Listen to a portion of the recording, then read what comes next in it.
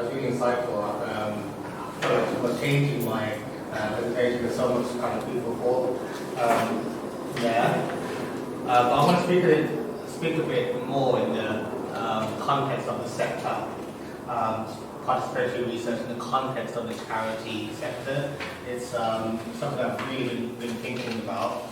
And I'm going to start today by talking to you a bit about romance, essentially. So it's all about the theme of the discussion, exactly about romance.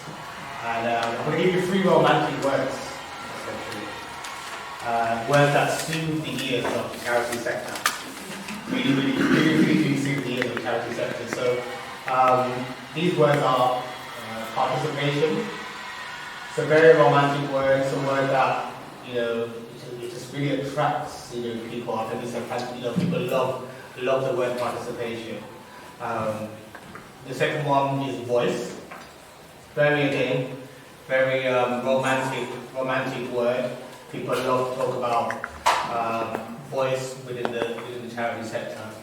And then the final one, of course, is research, which again is a very romantic word. Really, it's a word that everybody loves. They love these words. Participation, voice, research. There's nothing wrong with it. It's fantastic, isn't it? We all love it.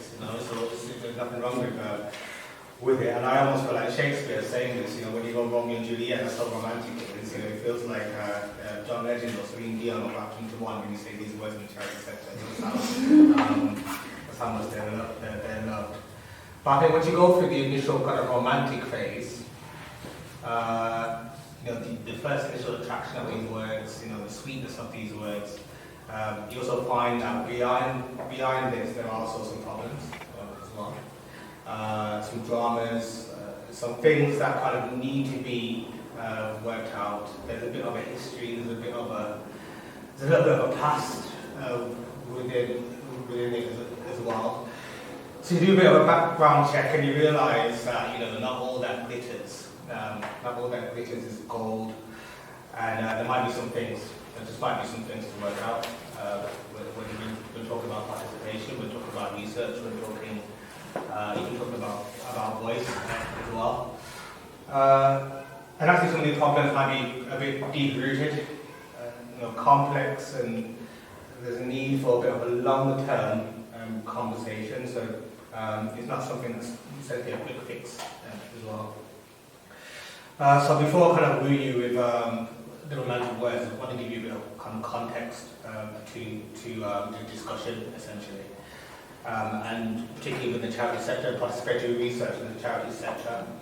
So the current context, particularly the funding context, for me, participatory research and the current context doesn't provide an environment for systemic change, really.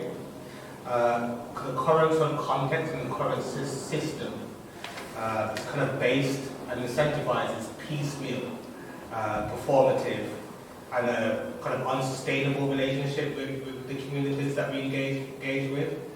And this, for me, completely needs to change.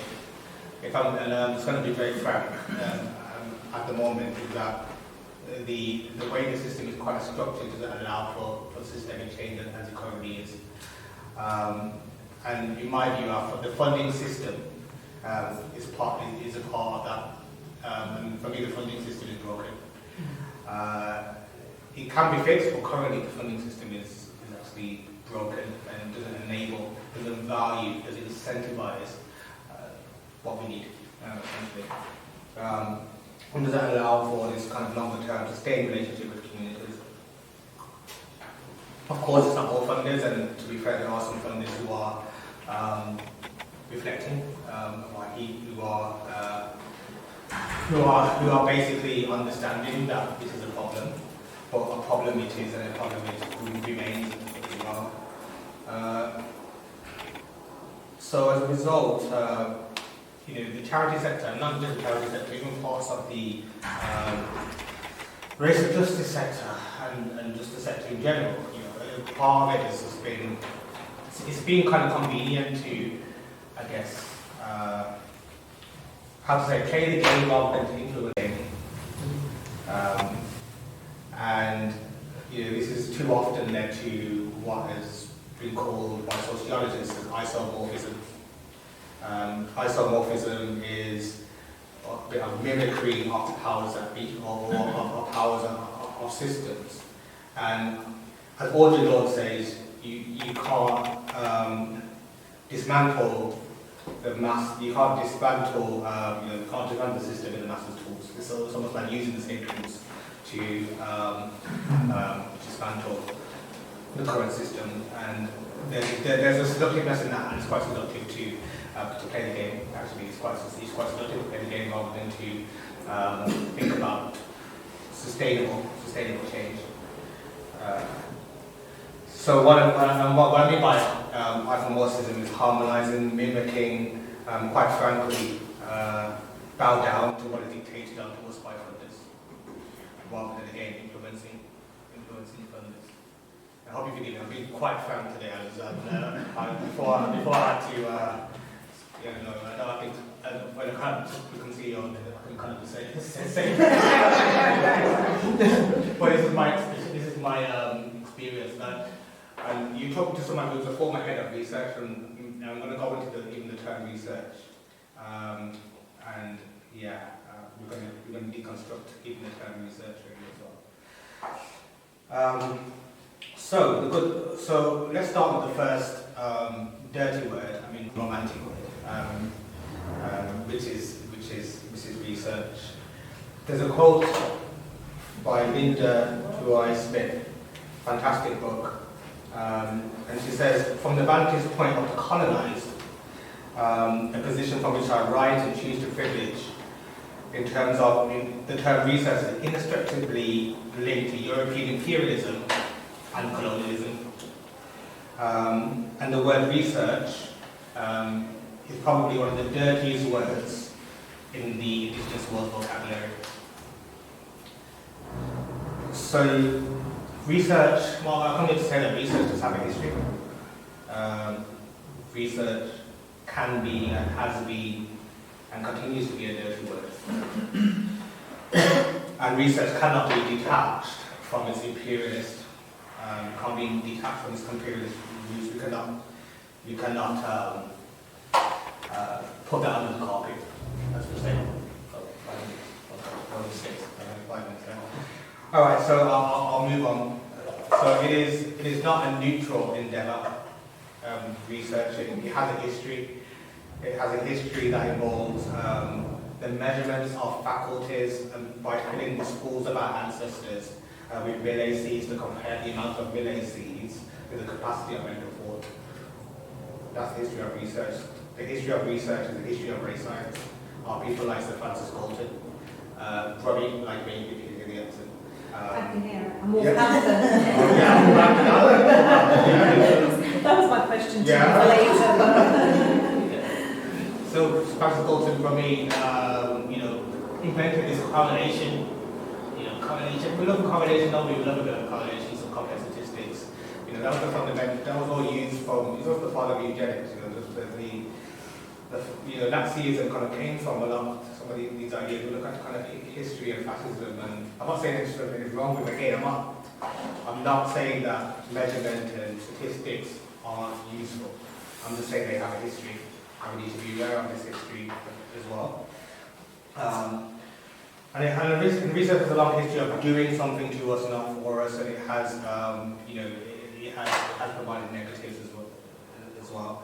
But despite this, research is still very much seen as this neutral endeavour. Popular kind of psyche sees as this neutral thing. Despite this kind of difficult history that it has, it's still somehow seen as this neutral endeavour. Just like other systems, like if you take the education system, seen as this kind of neutral endeavour. But when you look historically, what education didn't just exist. In terms of the colonial context, education exists to rid of traditions, cultures, and values to teach a new way. So it's providing a new language. It's the similar kind of relationship with research as well.